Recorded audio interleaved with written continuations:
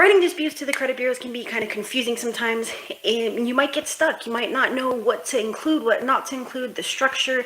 Are they even going to respond? We're not talking about those things today because we don't have enough time, but there are these very specific 5 things that you most definitely will not want to include, and it's going to start with something very simple. Not mine. If an account is not yours, don't feel that you shouldn't write it in there. If the account is yours, you should never, ever, ever include something that says not mine. Now, I'm not here to tell you what to do. I'm here because I've been doing this for 12 years. I'm certified as a score expert. I'm certified as a credit repair expert, and I have the numbers to prove it. Men lie, women lie, but numbers don't lie. So that's the very first thing that you do not want to include, and it is not mine. Don't include it in a phrase. Don't include it in a dispute reason. Don't include it in anything else in that dispute letter. And the reason is it's automatically going to categorize it a certain way. It's going to basically say, which is the second one, identity theft. If it is categorized as identity theft and it actually belongs to you, you can say unknown, right? That one's okay. We can say unknown. Let's add that. Unknown, I use it all the time for medical and for inquiries and all that. That one's okay. We're going to put that one over here. Unknown, that one is totally perfectly fine to use, but you're not going to want to say not mine. You're not going to want to say identity theft if it truly belongs to you, because once you do that, there's no going back, and you're not going to get the things removed. They're not going to be suppressed. It's not going to take 4 to 5 business days, and now you're going to have to say, well, it wasn't identity theft. It is mine. It's just that the date last active, the date last paid, no. Factually, you can't go from lying and committing perjury to now saying that it was, really yours, but blah, blah, blah, okay? Another thing that you most definitely will not want to include, and you're going to want to stay for the other 3 too, so don't think that you can just get 1 and 2 and skip out on 3, 4, and 5, okay? The next thing that you do not want to include is credit repair company, okay? Section 623 is very, very, very clear in that the creditors can ignore your dispute if they deem it to be from a credit repair company. That is why millions of consumers are receiving that letter directly from TransUnion that says, oh, we think that you're working with a credit repair company, when obviously you are the one that is sending it. Or even if you do have a credit repair company, such as myself, and if you do need help with your credit, you can go to my740.com to see if I can personally do a credit sweep for you, but that is besides the point.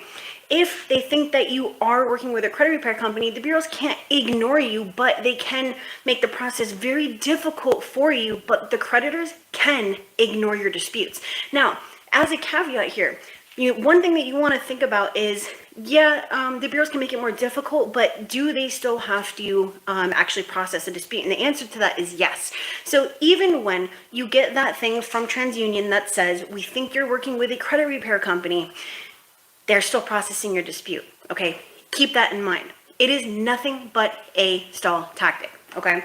Another thing, you do not want to put all your eggs in one basket, and you do not want to put all your reasons in one basket, okay? So what that means is putting all of your accounts on one letter. You should not do that. It should be a maximum of 10, okay? I don't care if you have 50, break it up into 5 letters. Here are 10, here's another 10, here's another 10, here's another 10, and here's the last 10. I don't care what it is, I don't care how many you have. That's the way that I do it. And even you can even chop it up even more to be 3 here, 2 there, whatever, okay? If you got the postage, you can pay for it, whatever, do it. The more letters you send out, the more difficult it's going to be, the higher the likelihood that something's going to fall through the cracks, they're not going to respond, you can get them on a violation, so on and so forth. You do not want to put all your eggs in one basket. Now, with that same thing in mind, you do not want to put all your dispute reasons in one letter on one account. You should not have more than one reason. You can have a reason in a violation, but never more than one reason per each account. So max of 10 accounts per letter, max of 1, possibly 2, if you know what you're doing, per account, okay? The reason is, what if you put, let's just say these are dispute reasons, right? We're disputing, Capital One charge off. And these are all the dispute reasons you put on that account. what happens when it comes back and they say, oh, well, John, it's verified as accurate. And, unless you really have anything else that you want to say directly from the court or the creditor, we're not going to reinvestigate. What are you going to do now? You're going to have to wait for new and relevant information, which could take a very long time to be produced, basically, right? So that is the reason that you do not want to do that. If you didn't know these things, make sure to smash that like, okay? Because if you only do one of these things and not, the others, you don't pay attention, whatever, you're not going to be able to get your negative items permanently removed.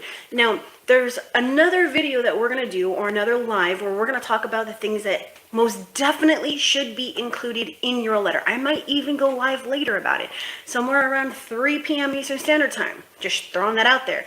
But today, these are the things that you do not want to include. And just to clarify, credit repair company. Don't say the credit repair company that I'm working with said that, no, or the credit repair company that I worked with, blah, blah, blah. No. They're going to still classify you as a credit repair company because it's a computer that is reading your letter, right? It scans it, it extracts the text, it categorizes it, it reads it, blah, blah, blah. If it sees credit repair, guess what?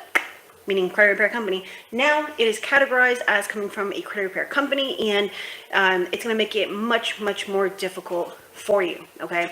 Now, another thing, if it is truly identity theft, please do not think that I'm telling you that you should not go and pursue that. Yes, you most definitely should. If someone actually stole your wallet or your social, or they hacked you or whatever, if it's truly identity theft, there's absolutely no reason that you shouldn't go directly to that police station and do everything that you possibly can, and even prosecution and all that kind of stuff, to make sure that that never happens again to you and to someone else, because you took care of that problem.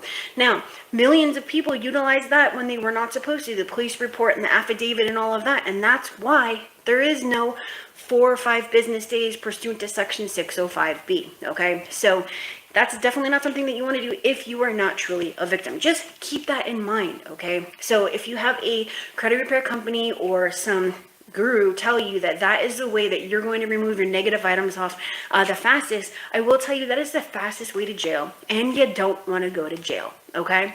But if you want to get some help with your credit report, you want to remove your negative items, you don't know how to do it, you have no idea what these are, you don't even care, then head over to my740.com, schedule a call with me, like I said at the beginning, and I will see if I can help. But one thing that I want to tell you before I let you go is that, and I'm super excited about it, as of today, oh my God, I'm so excited. As of today, based on the request of thousands of people, I have created a mentorship program for credit repair. Okay, so it's not a course and it's not coaching. It is the best of both. So if that is something that you're going to be interested in, I will be opening it up in 2 weeks, but pre-sale starts this evening.